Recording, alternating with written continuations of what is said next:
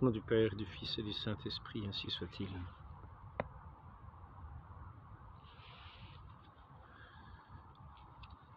Je voudrais vous parler ce soir d'un sujet qui est comme une lèpre qui a été répandue par toute la terre et par laquelle Satan opère ses œuvres, trouve ses ouvriers pour étendre son règne. Je voudrais parler ce soir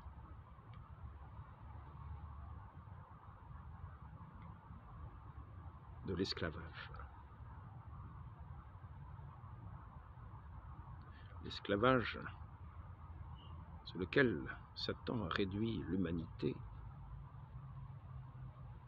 quand il a détourné les enfants de Dieu, les créatures de Dieu, créées à l'image et à la ressemblance de Dieu, c'est-à-dire dans cette liberté.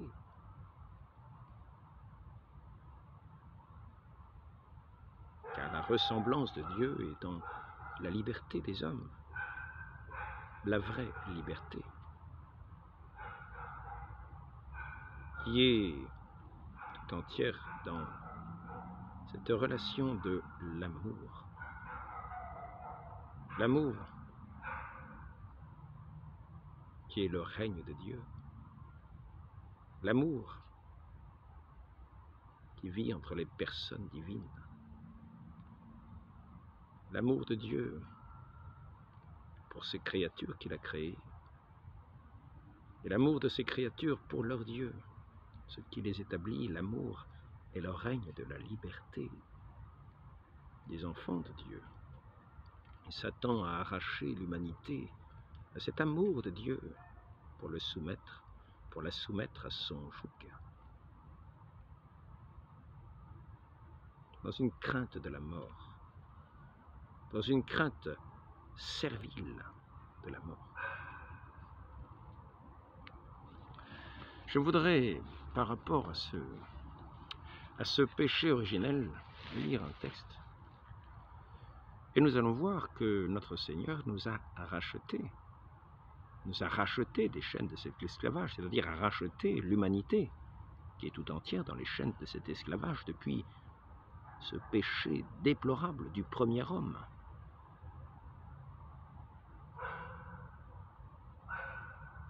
Qui pour avoir cette vie à la ressemblance, pour avoir cette vie à l'égal de Dieu, s'est asservi à Satan, qui lui promettait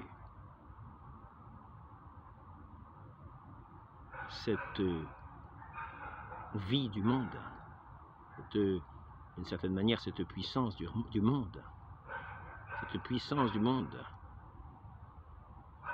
à la condition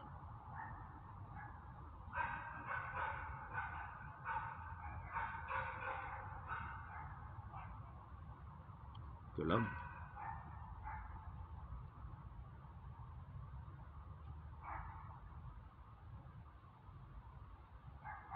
perde cette ressemblance des enfants de Dieu.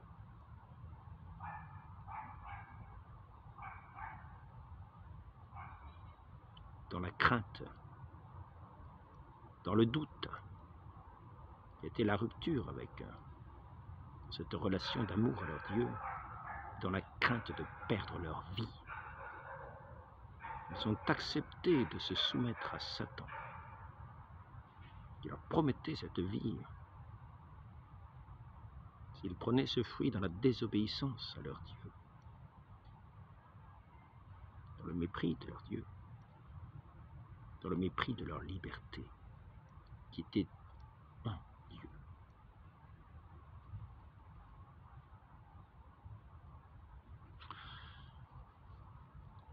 Et c'est en lui que vous aussi, après avoir entendu la parole de vérité,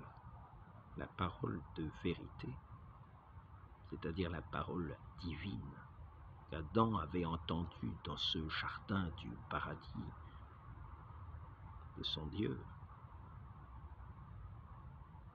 donc il a refusé d'écouter.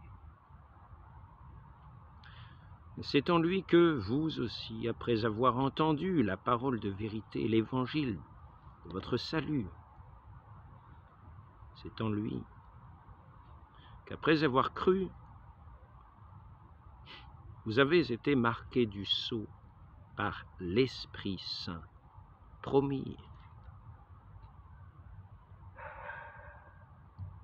Art de notre héritage en vue du rachat,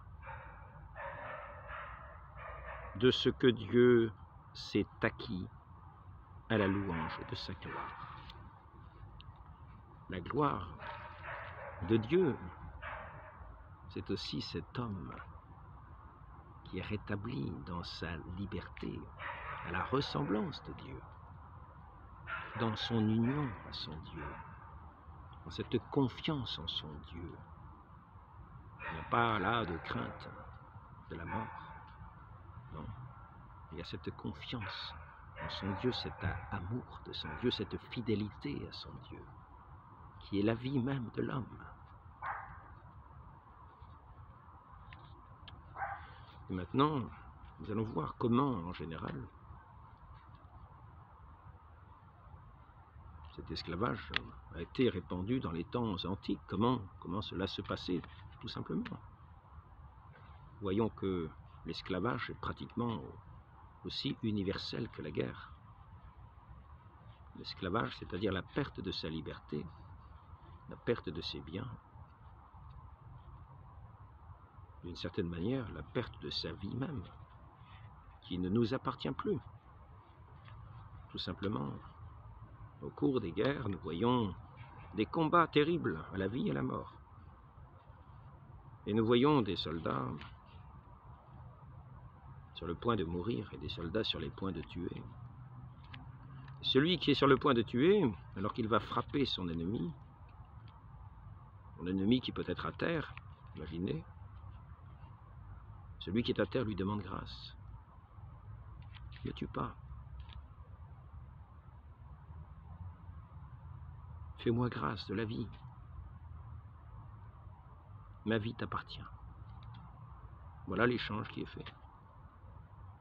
Cet homme qui a peur de la mort,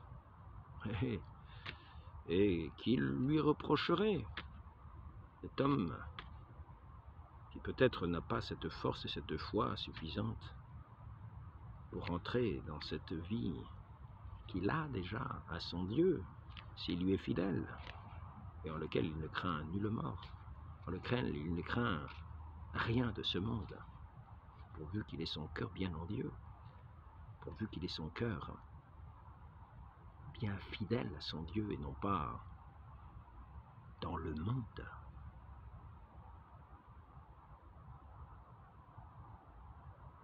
Où il est assujetti, ainsi que le dit notre Seigneur Jésus-Christ, lui qui a l'amour du monde,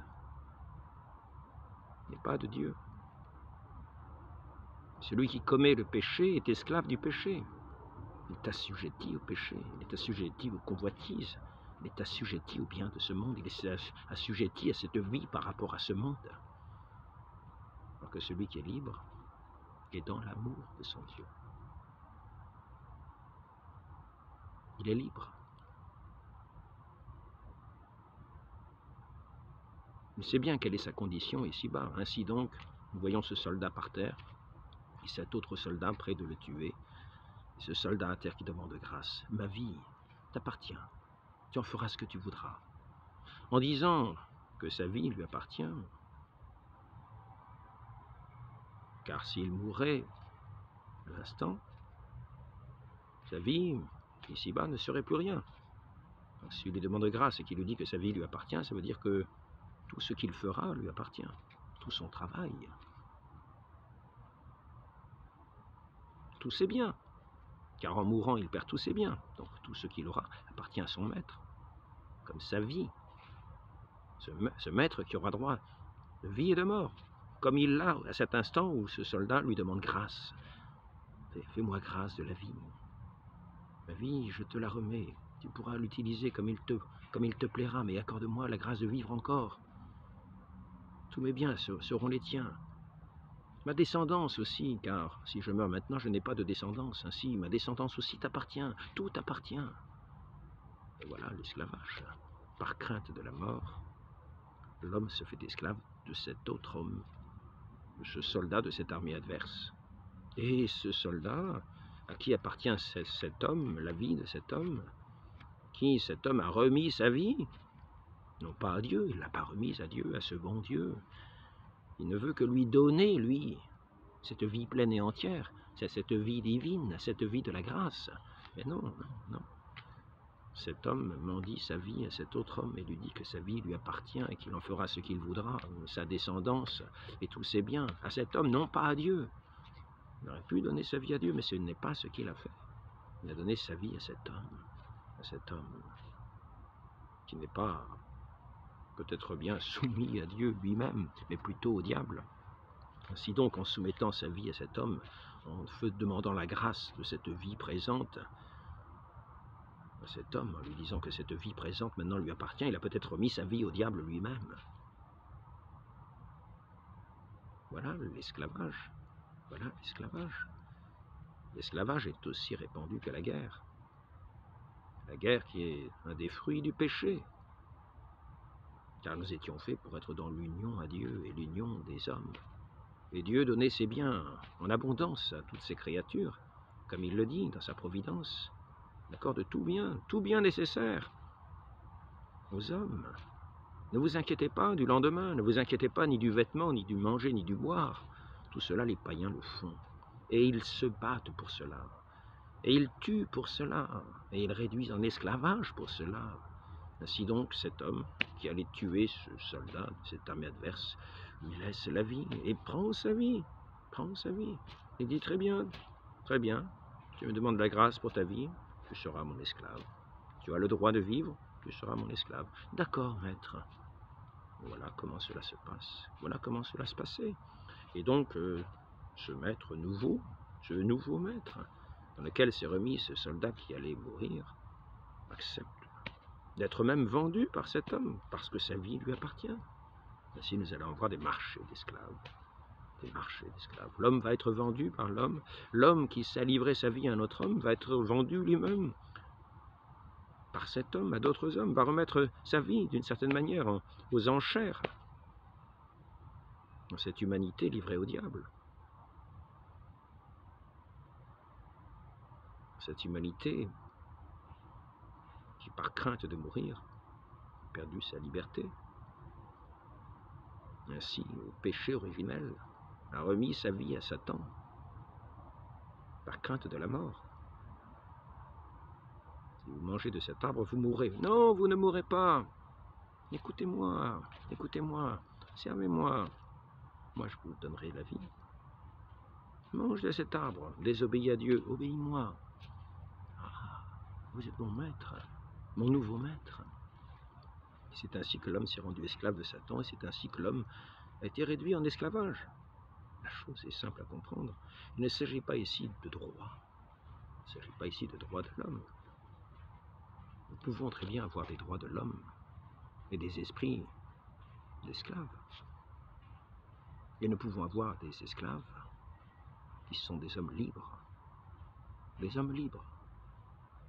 Comme le dit saint Paul, ce qui nous libère de l'esclavage du diable, ce qui nous libère de l'esclavage véritable, c'est le baptême, qui est une mort au monde,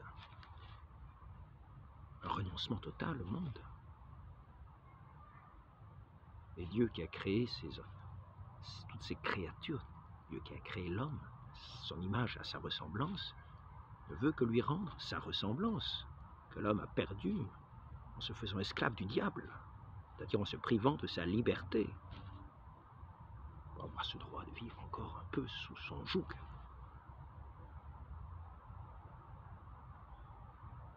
Et ainsi, le Christ s'est montré le modèle de cette liberté, le modèle de cette rupture à l'esclavage. Car le Christ lui-même a pris notre mort, a accepté la mort. C'est comme dit ce principe révolutionnaire, cette devise révolutionnaire qui était appliquée à l'envers. la liberté ou la mort. En fait, ce n'est pas la liberté ou la mort. L'acceptation de la mort et la liberté. Le Christ, étant de condition divine, n'a pas retenu. Je peux vous lire le passage exact. C'est de la lettre aux Philippiens, le chapitre 2. Je me suis dit que je l'apprendrais, je ne l'ai toujours pas appris. Ayez entre vous, alors on va mettre un petit peu plus loin ici, je vais élargir l'écran. Ayez, pas oublier que nous avons l'image et le son, il ne faut pas se priver de l'image. Déjà, il n'y a pas beaucoup de lumière, mais il y en a un petit peu. Ayons la lumière et vivons dans la lumière comme des enfants de lumière, laissant l'ombre derrière. Ayez entre vous la pensée même qui fut en Jésus-Christ, lui qui, subsistant en forme de Dieu, n'a pas estimé comme une usurpation d'être égal à Dieu, mais il s'est anéanti. Il n'a pas mendié, il s'est anéanti, il n'a pas mendié sa vie, je veux dire, mendié à un mauvais marchand qui le rendait esclave. Sa vie, non, il s'est anéanti. Mais il s'est anéanti par amour, nous allons le voir. Il s'est anéanti prenant la forme d'esclave. Devenant semblable aux hommes. Et aux hommes qui sont aussi réduits à cet esclavage. Reconnu homme à son aspect, il s'est abaissé devenant obéissant jusqu'à la mort, et à la mort de la croix. C'est pourquoi Dieu l'a exalté, l'a glorifié du nom qui est au-dessus de tout nom. Non seulement celui d'enfant de Dieu, mais il est Dieu lui-même. Et dans son humanité, ce Dieu fait homme a reçu aussi, dans son abaissement, ce nom qui est au-dessus de tout nom. Afin qu'au nom de Jésus, tout genou plie devant, dans les cieux, sur la terre et sous la terre, et que toute langue proclame que Jésus-Christ est Seigneur, à la gloire de Dieu le Père. Nous voyons ici l'anéantissement de notre Seigneur Jésus-Christ, qui s'est fait notre modèle dans cette libération de l'esclavage, pour être des hommes libres, non pas seulement qui ont des droits à être libres, non pas seulement qui ont sur des papiers le droit d'être libres, mais qui sont des hommes libres, véritablement libres. Dans cette mort à soi-même, dans cette mort au monde, dans cet anéantissement, il ne s'agit plus de subir le joug du péché, subir le joug du monde. Il n'y a plus de chaînes qui le retiennent. Il s'est anéanti, il a pris la condition d'homme, il s'est fait obéissant jusqu'à la mort de la croix, la mort la plus infâme.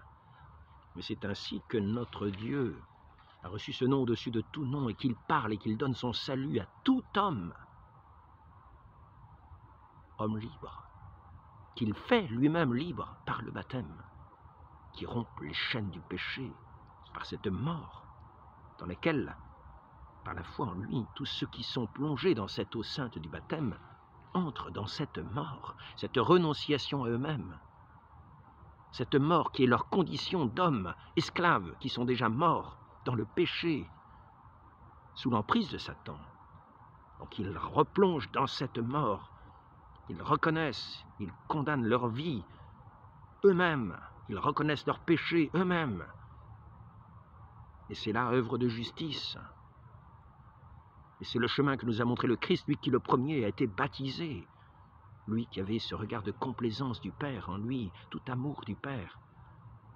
Et c'est une œuvre de justice devant le Père de reconnaître ce péché. Il plonge dans cette eau sainte du baptême, il ressort enfant de Dieu, dans cet amour rétabli entre Dieu et les hommes.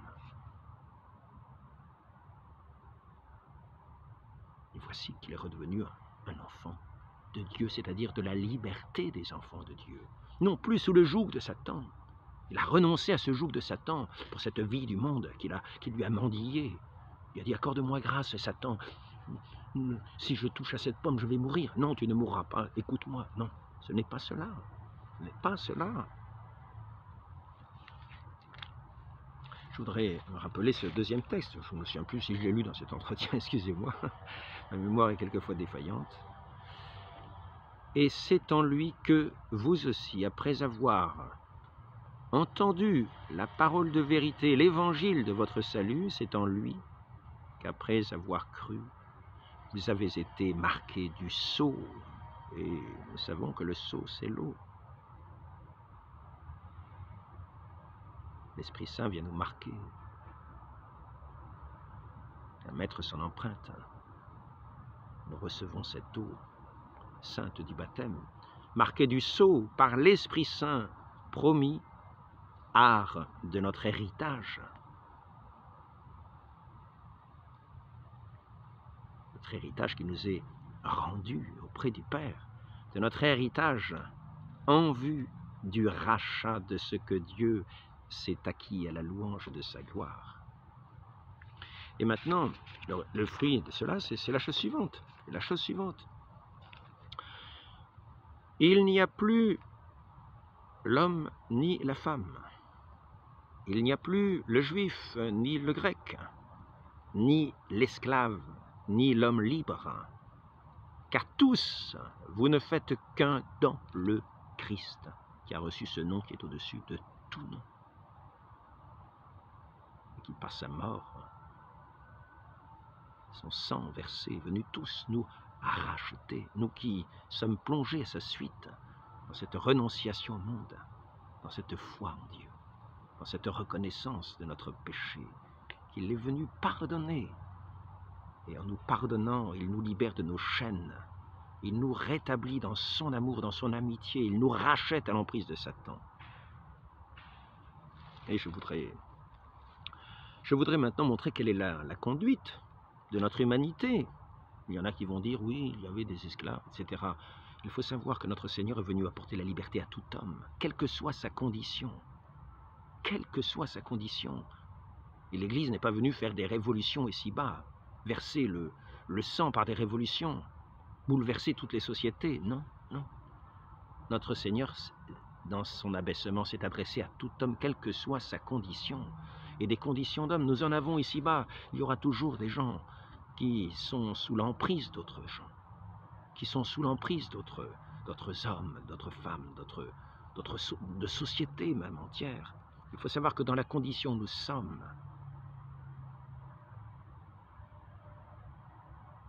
notre Seigneur Jésus-Christ est venu nous apporter cette liberté des enfants de Dieu, quelle que soit la condition où nous sommes. Même si nous sommes en prison, notre Seigneur s'adresse à nous, quelle que soit notre condition, ici-bas. Notre Seigneur nous apporte son salut. Notre Seigneur nous rend dans la ressemblance et l'image de notre Dieu. Il ne s'agit pas de faire la guerre au monde entier, car le monde entier appartient toujours à Satan. Vous aurez beau lui mettre des décorations des droits de l'homme, autant que vous voudrez, cela ne changera pas le caractère humain de celui qui s'asservit à Satan. Dans les plus belles institutions, il nous faut demeurer dans cette vie de l'esprit qui seule est la liberté, dans cette vie de la foi qui seule est la liberté, dans cette vie de l'amour qui seule est la liberté. Ainsi, saint Paul nous montre comment même l'esclave est libre devant son maître, devant celui qui est appelé son maître. C'est ainsi qu'il est même racheté de l'esclavage, alors même qu'il est encore esclave aux yeux du monde. Esclaves, obéissez à vos seigneurs, selon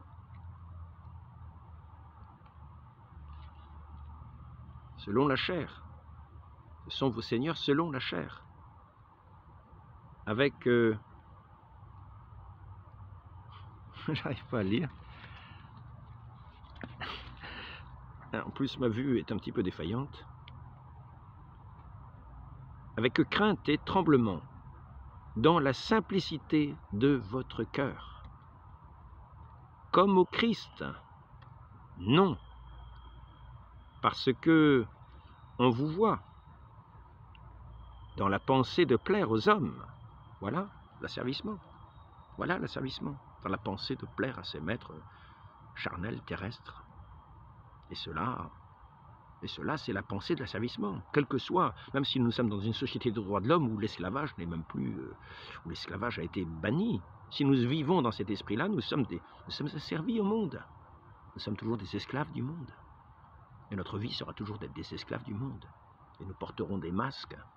Et nous ferons tout ce que nous dira le monde pour avoir notre petite vie tranquille. Nous serons asservis, nous serons privés de notre vraie liberté, qui n'est pas un semblant comme ça, une vie comme ça molle. C'est cette vie que ce soldat a réclamée auprès de cet autre soldat en lui demandant grâce. Accorde-moi cette grâce de pouvoir vivre auprès de toi. Je ferai ce que tu voudras, ma vie t'appartient maintenant. Je vivrai simplement cette vie du monde, cette vie où j'ai perdu ma liberté, mais où je pourrai quand même contenter mes plaisirs, avoir mes petites aises. Tu me donneras à manger, etc. Je te servirai. Voilà, c'est l'accord qui est fait. C'est l'accord de la vie de servitude. L'accord de ces sociétés établies au nom des droits de l'homme et qui souvent perdus par leur arrachement, ce qui les rendait libres, c'est-à-dire le baptême, par cette négation de ce salut dans ce Christ qui est notre salut. Nous avons vu son nom au-dessus de tout, non? Dans son abaissement, nous a rendu la liberté des enfants de Dieu. Voilà que nous nous remettons sous le joug de Satan. Ainsi, il parle à ceux qui m'aiment, sont dans cette condition. Et il y en aura partout toujours. Notre Seigneur nous dit, des pauvres, vous en aurez toujours. Mais l'esclavage sera quasiment aussi répandu que la guerre. Et il y aura toujours qui pour vivre, excusez-moi c'est un moustique, il y en aura toujours qui pour vivre seront amenés à renoncer à leur liberté. C'est ainsi que souvent nous faisons, oui, nous ne pouvons pas faire autrement, vous savez, parce que sinon, nous n'aurons plus notre argent, donc nous faisons ce qu'ils nous demandent. Comme ça, nous pouvons continuer à avoir nos revenus, voilà, c'est le principe de presque, d'une certaine manière, on renonce à sa liberté pour se mettre sous la loi de la dimitude, comme on dit dans certains pays, la dimitude.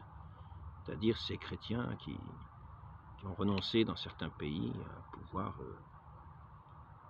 proclamer leur foi, ils ont renoncé à bâtir leurs églises, ils ont renoncé à glorifier Dieu, le Dieu véritable, pour pouvoir continuer à vivre dans une sorte d'ombre d'inexistence au regard des autres, desquels ils doivent baisser les yeux, doivent s'habiller dans des vêtements méprisables, ne pas avoir ni chevaux, ni armes, ni rien. Ainsi, vivons quasiment comme des esclaves pour avoir le droit de continuer à vivre. Tant qu'il y aura des guerres, tant qu'il y aura des haines, il y aura cet esprit de servitude de ceux qui veulent continuer à vivre dans la servitude. Avoir le droit de vivre dans une servitude auquel ils se remettent à des maîtres qui ne sont pas le bon Dieu. Bon, je vais en finir, c'est juste un entretien. Donc, esclaves, obéissez à vos seigneurs selon la chair, avec crainte et tremblement dans la simplicité de votre cœur, comme au Christ. Non parce que on vous voit dans la pensée de plaire aux hommes, mais comme esclaves du Christ, qui font la volonté de Dieu de toute leur âme. Voilà, c'est là leur renoncement qui rend la liberté à celui qui même est esclave, aux yeux des hommes, qui dans les lois est esclave, qui dans les lois publiques est esclave. Mais c'est là le principe de celui qui en fait redevient l'homme libre véritablement, qui d'une certaine manière renonce à lui-même et retrouve sa liberté véritable en obéissant non pas aux hommes, mais à Dieu. Quand il obéit aux hommes, c'est à Dieu qu'il obéit de tout son cœur. C'est-à-dire qu'il a renoncé à toutes ses attaches du monde, à tous ses orgueils, à toutes ses vanités, à tout ce qui le retenait, à tout ce qui l'enchaînait. Et il ne considère plus que son Dieu. Et il est dans cette relation de l'amour de son Dieu.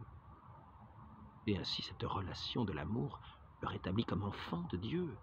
Et envers son maître, il va avoir cette relation de l'amour envers son maître, qu'il pourra même amener à une conversion, si ce maître n'est pas converti. De toute leur âme,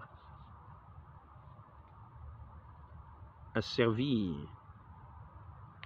de bon gré, comme si vous l'étiez au Seigneur et non à des hommes, sachant que tout ce qu'il aura fait de bien, chacun le recouvrira de la part du Seigneur.